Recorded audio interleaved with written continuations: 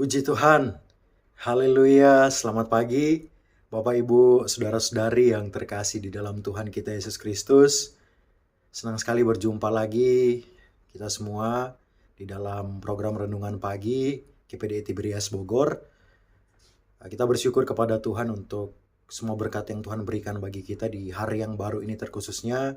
Oleh sebab itu, sebelum kita memulaikan semua kegiatan kita ke depan, kita akan mendengarkan, merenungkan kebenaran firman Tuhan. Mari kita siapkan hati kita, tapi sebelumnya itu, mari kita tundukkan kepala dan kita bersatu hati dalam doa. Terima kasih Tuhan, kami bersyukur dan ucapan syukur yang naik dari hati kami Tuhan.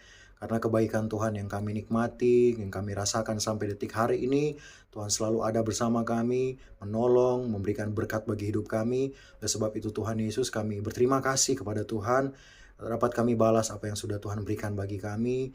Dan Tuhan Yesus pada saat pagi hari ini, sebelum kami memulaikan semua aktivitas kami ke depan, Tuhan tolong kami akan mendengarkan kebenaran firman Tuhan. Biarlah Tuhan berikanlah kami pengertian, berikanlah kami hati untuk dapat memahami kebenaran firman Tuhan ini dengan baik, sehingga Tuhan Yesus hidup kami hidup di dalam kebenaran firman-Mu, dan hati Tuhan disenangkan oleh hidup kami. Terima kasih Tuhan, kami mengucap syukur, dan siapkan tanah hati kami yang terbaik untuk kami disambut firman-Mu Tuhan. Dalam nama Yesus kami berdoa. Haleluya, puji Tuhan. Amin. Puji Tuhan. Kita membuka kebenaran firman Tuhan, Bapak Ibu, di dalam Yohanes pasal yang ke-13, ayat yang kedua.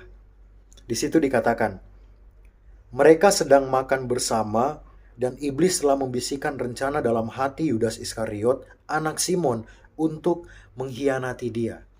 Puji Tuhan, pada saat pagi hari ini, saya akan membahas atau tema kebenaran firman Tuhan yang akan saya bawakan, yaitu sifat dan pekerjaan roh-roh jahat.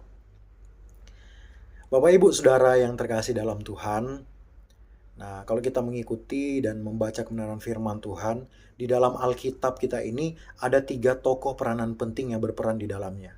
Yang pertama itu adalah Allah yang kita kenal sebagai Yesus Kristus, dan yang kedua adalah manusia, dan yang terakhir, yang ketiga adalah iblis yang kita tahu sebagai roh jahat.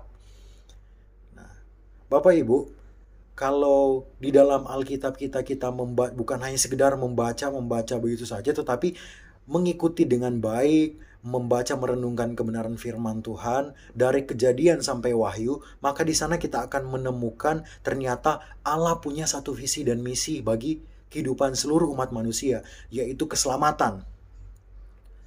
Jadi Alkitab yang kita pegang dan percayai ini semua itu berbicara tentang satu tujuan, yaitu upaya keselamatan yang akan Allah lakukan kepada manusia.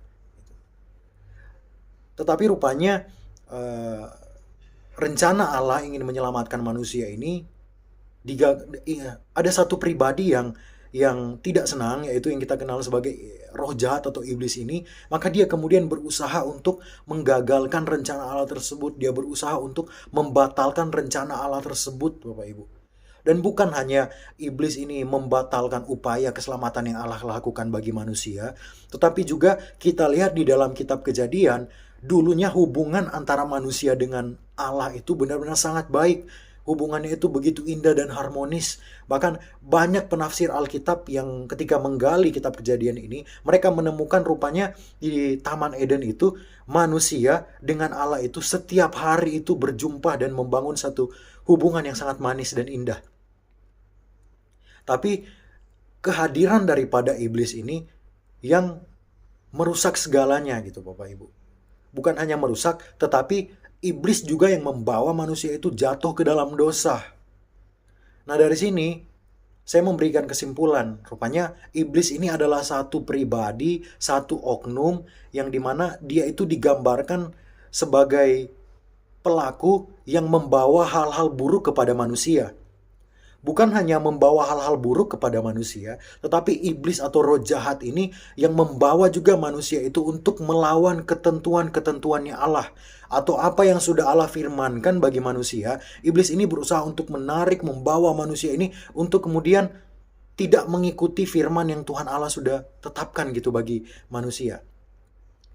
Dan kita lihat dari roh jahat ini di dalam 2 Korintus pasal yang ke-11 ayat yang ke-14. Kita tidak udah perlu baca, tapi saya pikir kita semua tahu Di dalam 2 Korintus pasal 11 ayat yang ke-14, di situ kita menemukan bahwa iblis dapat menyerupai sebagai malaikat terang.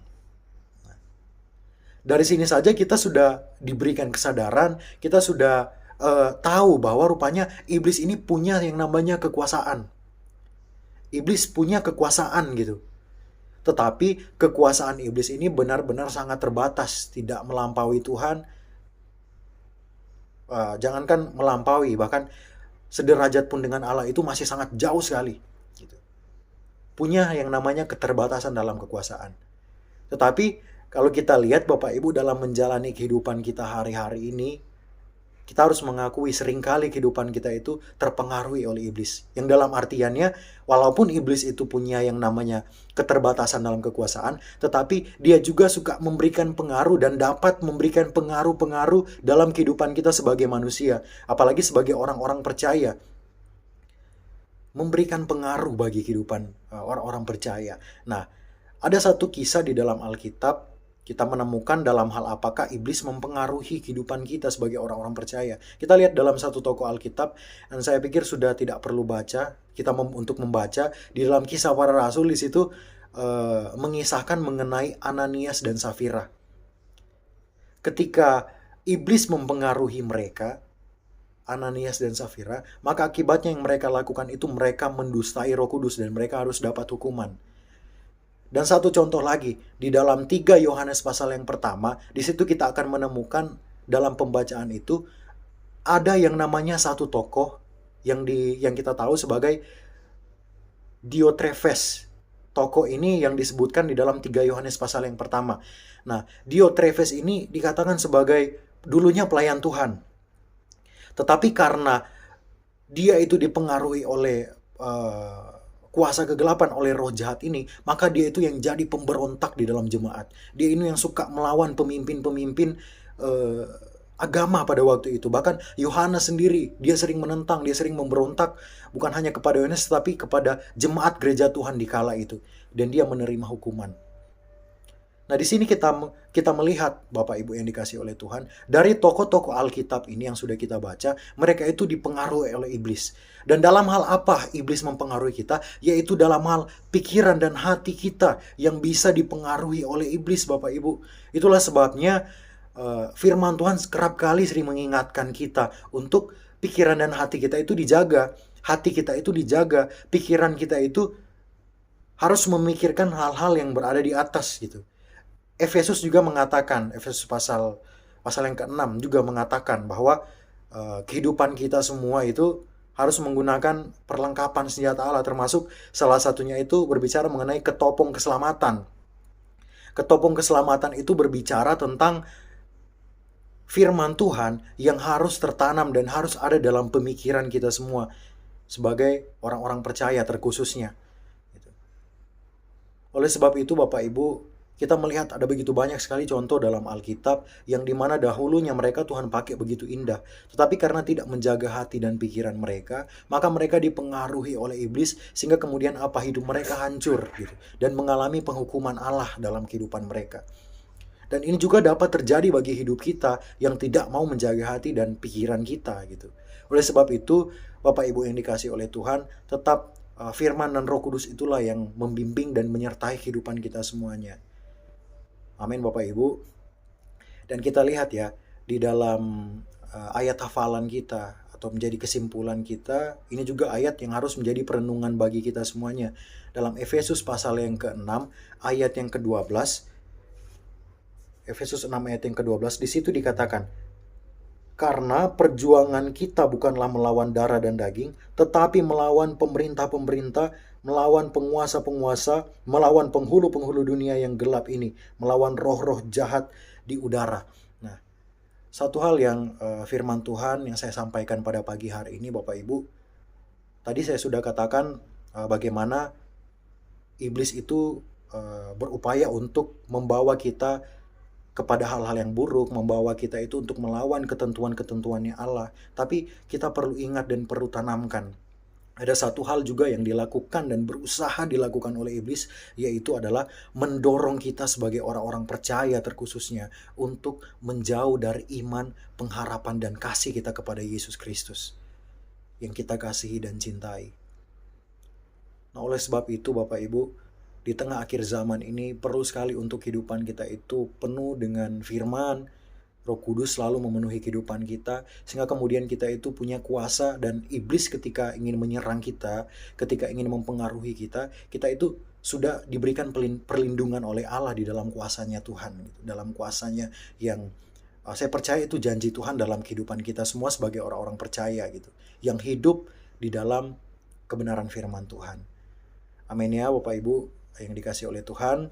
Demikianlah firman Tuhan yang saya bagikan pada pagi hari ini. Dan saya mau ngajak kita semua untuk sama-sama kita tundukkan kepala dan kita bersatu hati dalam doa. Haleluya. Terima kasih Tuhan, kami bersyukur dalam kebenaran firman Tuhan yang sudah kami dengarkan. Biarlah ini memberikan pengertian bagi kami. Firman Tuhan inilah yang memimpin kehidupan kami di tengah akhir-akhir zaman ini. Biarlah Engkau Tuhan yang selalu ada beserta dengan kehidupan kami. Biarlah kami Tuhan tetap terjaga terus oleh naungan sayap Tuhan. Itu memberikan kami perlindungan yang lebih Tuhan bagi hidup kami.